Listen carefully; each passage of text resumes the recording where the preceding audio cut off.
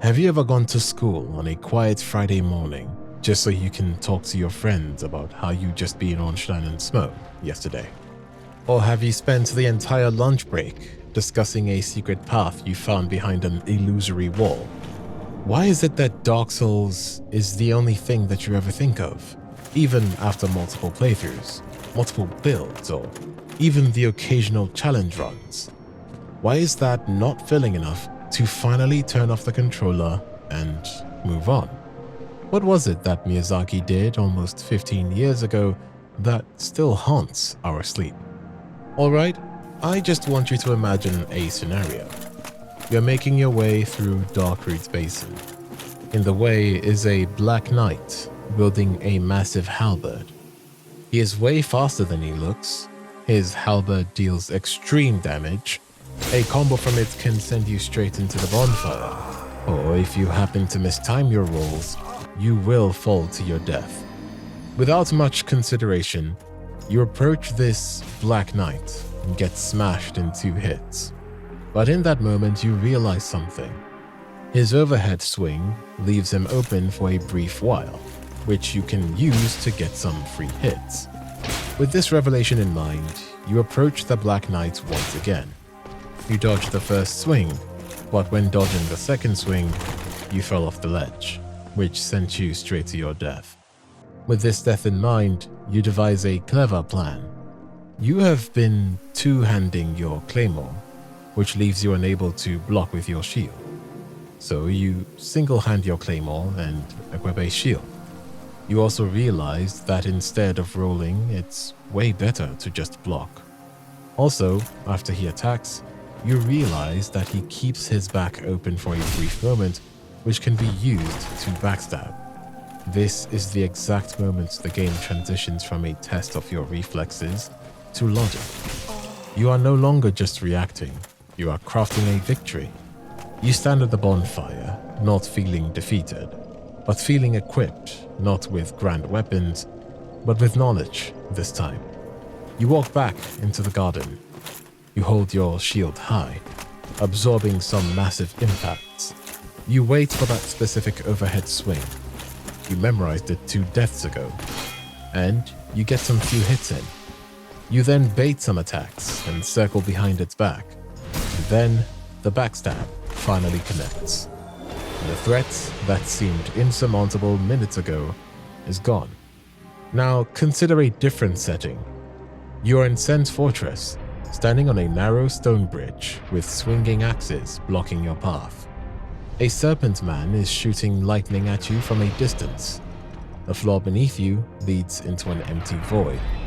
The possibilities are endless. You mistime your roll, you get swung off by the axes. You take a wrong step, you fall to your death. While at the same time, the serpent man slowly chips away at your health using his lightning bolts. The bridge in Sen's fortress is a lesson in environmental pressure. Most games present one problem at a time, but unlike that, Miyazaki presents you with 3. The lightning punishes you for standing still. The axis punishes you for rushing in, and the narrow ledge punishes you for panicking. It feels like the game is cheating until you stop looking at the bridge as a death trap and start looking at it as a game of rhythm. With your shield up, you absorb all the lightning attacks from the man-serpents without panicking. You walk instead of rolling, which prevents you from falling off the bridge. And finally, you watch and learn the rhythm of the swinging axes, which prevents you from getting hit by them. With all of these revelations in mind, you easily managed to cross the bridge. When you finally reach the other side, the relief is heavenly. It is a sharp spike of dopamine that very few games manage to let you experience. This eureka moment is the core reason the game remains in your head long after the console is off. Once you solve a boss or trap's mechanical puzzle, the game suddenly transforms. On your first playthrough, you are a survivor. You move with your shield raised, peering around every corner with genuine fear. You treat every new corridor as a potential grave. However, when you start a second playthrough, or even a new character, that fear is gone. It is replaced by a sense of ownership. You no longer fear the undead berg because you know exactly where the hollow is hiding. You know where every trap and ambush is hidden. This shift from being the victim to being the master is a psychological transition few other games can replicate. You return to the game because you want to experience the growth again, and to see how easily you can now dismantle the challenges that once made you want to quit. The mastery is not restricted to combat. It is built into the ground you walk on. Most modern games use minimaps, glowing arrows, or quest markers to guide you. But contrary to that, Dark Souls is the antithesis to that trope. Miyazaki removes those safety nets entirely. He forces you to pay attention to the world as if it were a place you can physically visit. By taking away the map, you are forced to look at the architecture. You learn to navigate the landmarks. This creates a permanent mental map as knowledge of the terrain becomes a form of progress that cannot be lost when you die. In your first playthrough, the journey from the swamp of Blighttown back to Firelink Shrine likely felt like an endless ascent. You climbed through the scaffolding, fought past poisonous enemies, and retraced every painful step through the depths and the berg. However, in a subsequent run, your perspective changes. You discover the way from Blighttown to the Valley of the Drakes, where you can use the new Londo lift to step out into Firelink Shrine almost immediately. This same logic applies to the Darkroot Garden. A new player might assume the only way back to safety is to climb through the undead parish and return through the berg, but an experienced player will find a different route. By descending into the Darkroot Basin and crossing into the Valley of the Drakes, you can use the same lift and enter the Firelink Shrine once again. These paths are there the entire time. By exploring the map carefully, the world of Dark Souls lays down clever shortcuts and ways to enter and exit different locations. This design is why the game remains addictive even after multiple completions. You are not only better at swinging your sword, you are becoming an expert on geography. The world does not change to accommodate you. Instead, you change the way you move through the world. This sense of navigation is a form of power that a simple level up screen cannot provide. You return to the game because you want to see how much more of this world you can dismantle with the map you have built inside your head. This mastery of the terrain is not just limited to simply moving between floors and levels. It can also be used to determine the entire journey you take across Lordran. Once you understand the geography, you can deviate from the intended path. Once you understand the map, you realize that the entire journey from the lower undead berg to the depth and to Blighttown is completely optional. If you find the depths too claustrophobic, or if you simply want to avoid the poison of the upper swamp, you can ignore those locations entirely. By entering the Valley of the Drakes early, you can step into Blighttown from the rear side and reach the level boss in minutes. You do not need to fight the gaping dragon or navigate the sewer maze. You are not breaking the game, you are simply using the world as a tool to serve your purpose. The same logic applies to the Darkroot Garden. You don't have to fight your way through the undead parish and reach the forest. By using the elevator in New Londo and crossing through the Valley of the Drakes, you can enter those early game levels from completely different angles.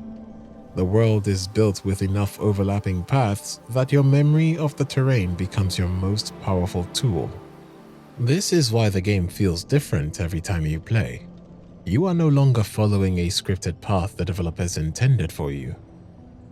But beyond the mastery of the map, there is a narrative mystery that keeps you engaged long after the credits roll. Most games stop the action to explain the plot through long cutscenes. They treat the story as a reward for playing. But in Dark Souls, the story is part of the environment. I love the segments where you have to craft or speculate your own theories. Take, for example, Black Iron Tarkus. He is known as the strongest knight to ever attempt the pilgrimage to Anor Londo. If you summon him in Sen's Fortress, he can defeat the Iron Golem entirely by himself, while you simply wait and watch. He represents the pinnacle of physical power. Yet once you arrive in Anor Londo, you find his corpse tucked away in a corner on the cathedral floor. There is no dialogue nor cutscene that explains how he died. You simply have to assume how he ends up beside the painting. One of the popular theories is that his heavy armor and weaponry was the reason he fell off the rafters. Few other theories are that he was overwhelmed by the painting guardians. And the theory I hold the least credence to is he was thrown by the Iron Golem all the way from the top of Sen's Fortress to Anor Londo. In my opinion, this is the least applicable theory, because the height from the Sen's Fortress all the way to Anor Londo is massive. And also, Tarkus was said to have defeated the Iron Golem, so that is not a possibility. But everyone is allowed to theorize and hypothesize their own theories, as there is not a true canon ending to Tarkus' death. Another example would be the fair lady who is hidden behind an illusory wall in Quelaag's domain. After you defeat Quelaag, you might not find her sister as she is behind an illusory wall. You simply ring the bell and make your way back to Sen's Fortress. But in your subsequent playthrough, you might find the fair lady, which in my surprise, barely spoke a word. However, if you equip the old witch's ring, she speaks to you, mistaking you for Quelaag.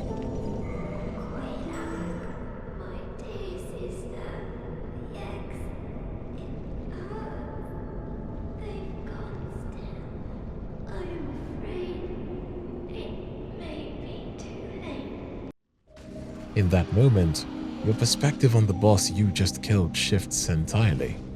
Quelaag was not attacking you out of malice. She was hunting travelers to harvest humanity to keep her sister alive. Your victory was actually an act of orphanaging a dying creature. The game hides this entire narrative behind a secret wall and an item description. It trusts you to find the pieces and live with the guilt of your own progress. This method of storytelling creates a deep sense of immersion.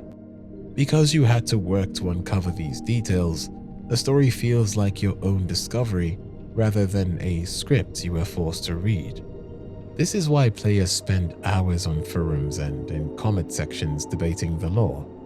These discussions led to some extremely clever findings that you might have missed, and looking at these threads and community posts makes you want to return to the game, because you want to see what else you missed. You want to see if a different item description or a different character dialogue will change your understanding of the world. A lot of the replayability in Dark Souls is a direct result of everything you have missed. I remember in my first playthrough, I left the Firelink Shrine and reached Anor Londo, and shortly after I returned back, the Firelink Shrine bonfire was doused. It was not relighting again. I stood in the central hub of the world, a place that had always been my only source of safety, and it was cold. The Firekeeper was gone. There was no explanation, no cutscene, and no quest marker telling me where to go. It was only later in my second playthrough I searched it up on YouTube and I realized that Lautrec, who at the time was one of the strangest NPCs in Dark Souls, killed and took her soul. I looked at the strange black orb in my inventory, and then I realized that I had the power to hunt down her killer. Most games would never risk disabling your primary checkpoint without a clear warning. Miyazaki does it because he wants you to feel the consequences of your own inattention. You realize that while you were out slaying demons, the world was moving without you. This feeling of being a small part of a larger indifferent world is what makes your second and third playthroughs mandatory. You begin to realize that the main path you took was only a fraction of the actual game. Take the quest of Solaire of Astora, the series' most iconic character. In your first run, you likely saw him at the bridge, summoned him for a few bosses, and then suddenly, he was gone. You finished the game without knowing what happened to him. It is only when you watch a lore video that you discover his fate was sealed in Lost Izalith. He was a tragic hero who, in your timeline, was driven mad by a sunlight maggot and forced into a fight against you. You realize that if you had joined the Daughter of Chaos Covenant and offered 30 humanity to open a specific stone door, you could have saved him. This discovery makes your second run much more productive. This time around, you are not just saving yourself, you are also saving others. Then there is Siegmeyer's story of Katarina, the knight in the onion-shaped armor. In your first run, he was just a clumsy, friendly face you saw at Sen's fortress at Anor Londo. You might have helped him defeat a few silver knights or given him some purple moss, and then he just reappears in Lost Izalith. After helping there, he is suddenly gone. It is only in your second run, after reading a guide, that you realize you inadvertently ended his journey. The tragedy of Siegmeyer is that his identity is tied to being an adventurer. Every time you save his life, you chip away at his pride. To see the true conclusion of his story, you have to follow a trail that leads from the swamp of Blighttown to the Great Hollow and into Ash Lake, which is the very bottom of the world. To witness the final scene, you have to navigate a series of triggers so specific they feel impossible to find by accident. You have to save his daughter, Sieglind, from a golden golem and then meet her multiple times to relay messages. If you manage to do everything correctly, you find them both at the edge of Ash Lake. You see Siegmeyer's body and his daughter standing over him. You return to the game because you want to see if you can navigate these lives more carefully, hoping to find an outcome that doesn't end in silence. The sheer volume of hidden geography is perhaps the most significant reason you can't put the controller down. During your first playthrough, you almost certainly walked right past the Great Hollow. It is hidden behind 2 consecutive illusory walls in the back of a swamp. Most developers would never hide a massive portion of their map behind a fake wall, let alone a second one placed behind a chest. You find the first wall, loot the treasure, and assume you have found the secret. It is only through a message on the floor or a community video that you realize there is a second layer. This leads to a massive vertical climb down a hollow tree that ends at Ash Lake. A silent, prehistoric beach that feels like it belongs in a different game entirely. There is no boss here that is required for the main story. It exists purely for the world. Finding it makes you realize that Lordran is much deeper than the main path led you to believe.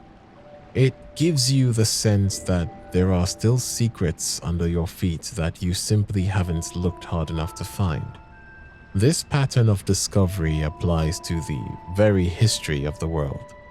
Most players follow the instructions of King Seeker Framt, the giant serpent at Firelink Shrine.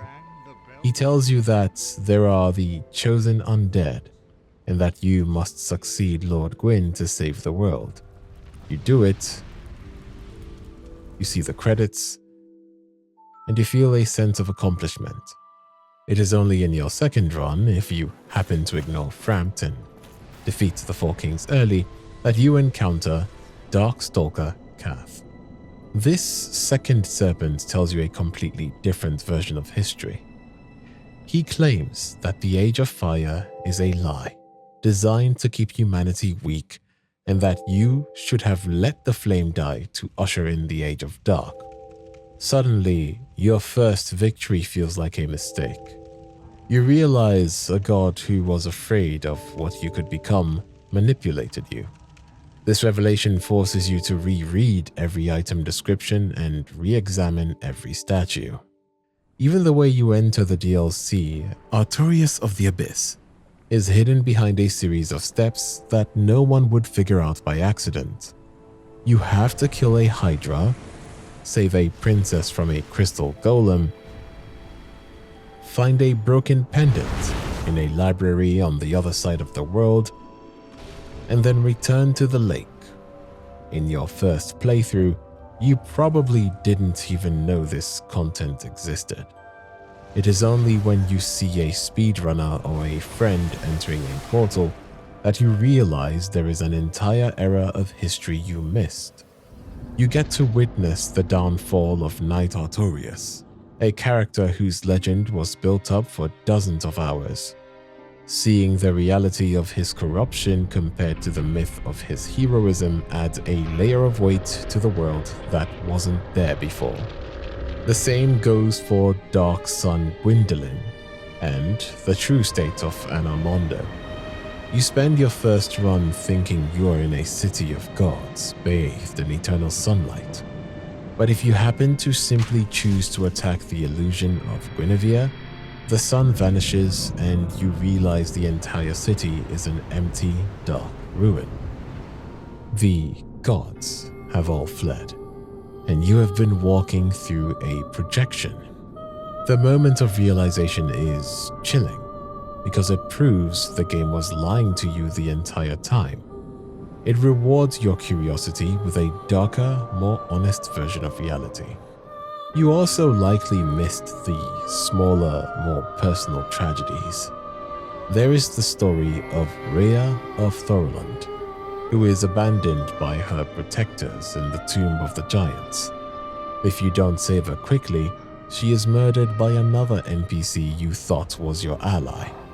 There is Big Hat Logan, who eventually loses his mind in the Duke's archives because he is consumed by the same knowledge he sought.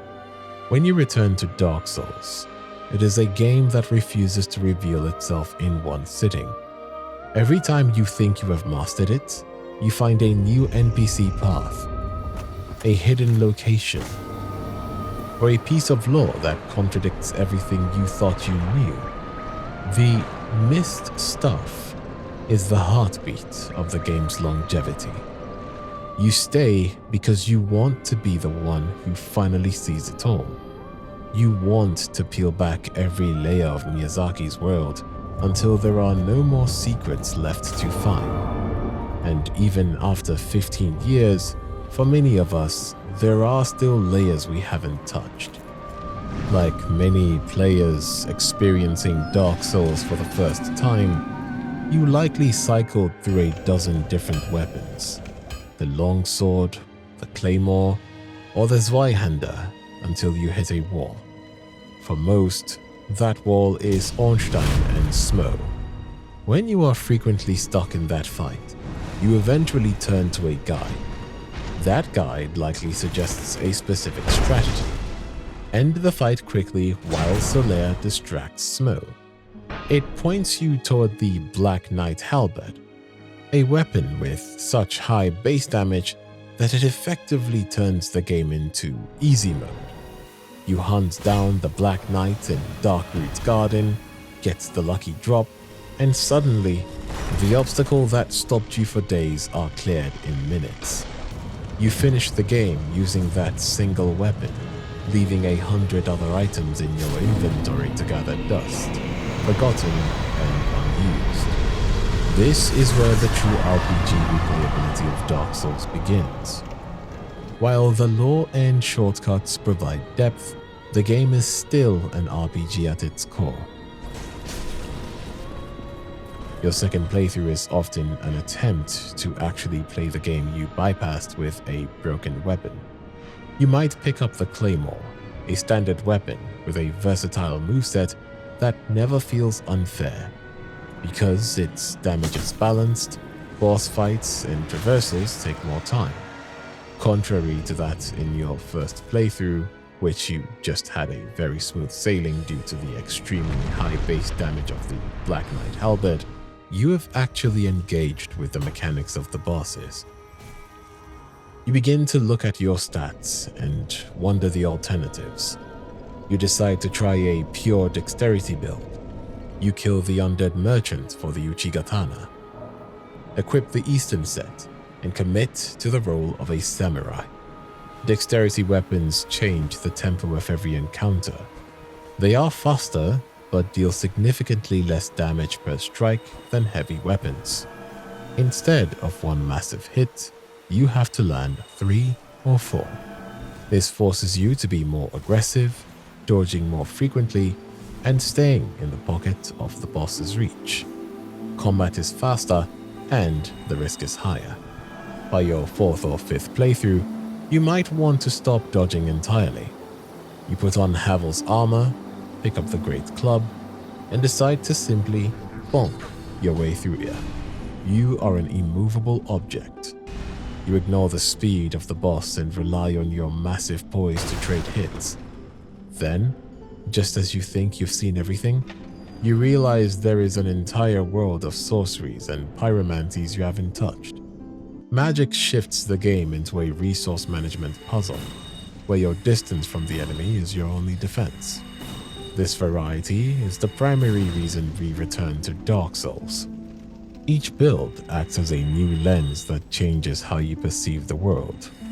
A boss that was trivial for a heavy tank becomes a nightmare for a fragile sorcerer. An area that was easy for a fast-moving samurai becomes a gauntlet for a slow-moving club wielder. Just when you think you have exhausted the possibilities of the single-player experience, you enable online mode. The atmosphere of Lordran immediately shifts.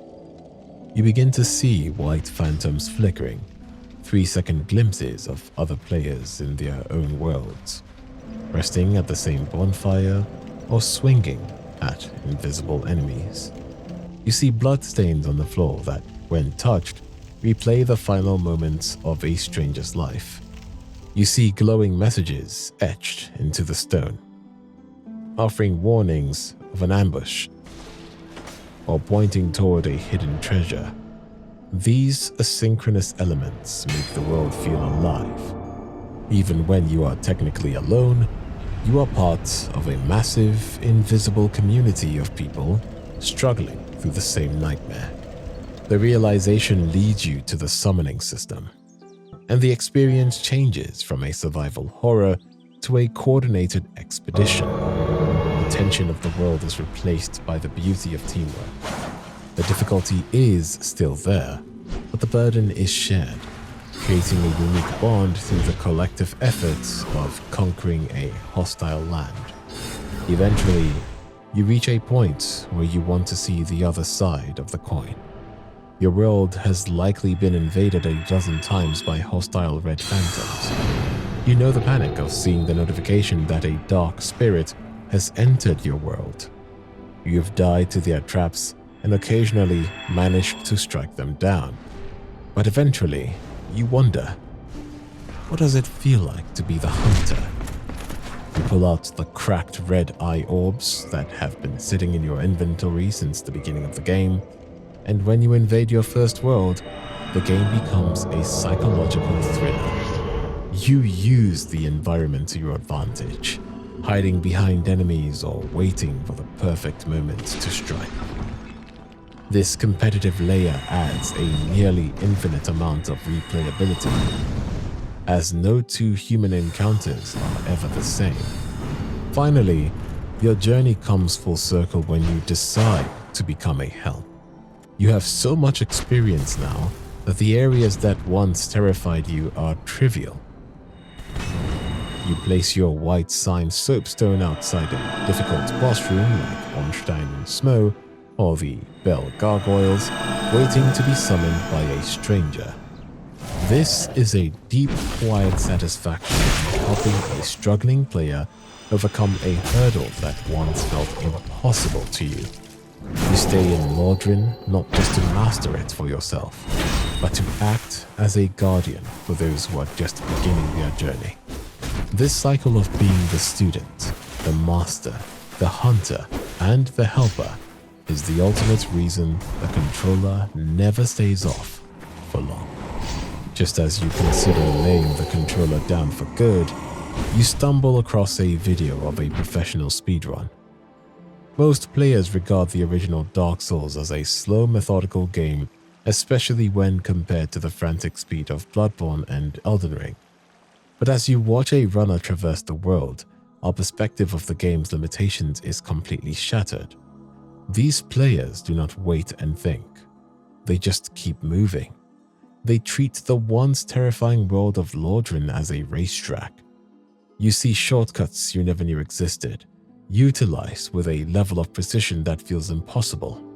Right when you start the game, you pick the master key in most of your playthrough, but the speedrunner picks up firebombs so that he can use them to bombard the asylum demon right after he enters the arena with a broken sword. He makes impossible jumps and uses game-breaking glitches to complete the game with the most minimum time possible. Seeing the game played with so much speed and precision leaves nothing but inspiration. You boot up the game and enter the world of challenge runs. Without every level up, you begin to wonder if you can finish the game. Every hollow soldier is a lethal threat again. You have to reconsider every piece of equipment, searching for weapons that can be obtained with the most ease and possibly have the highest base damage.